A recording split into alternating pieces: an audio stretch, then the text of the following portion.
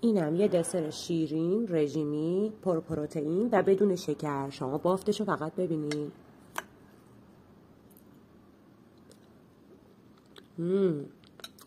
بریم که با هم دیگه این دسر پروتئینی رو درستش کنیم.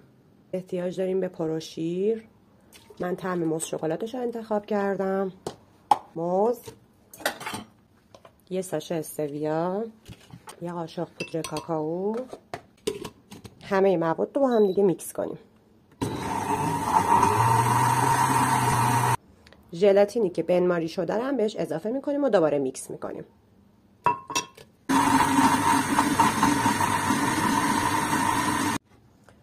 بریزین توی قالب مورد نظرتون. برای 2-3 ساعت بذارین توی یخچال تا خودشو ببنده.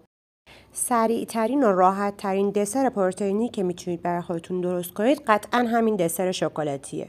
پس درستش کنید. اگه از این پست خوشمزه‌مون خوشت اومده همین الان سیوش کن تا گمش نکنی. ممنون میشم که لایک کنی.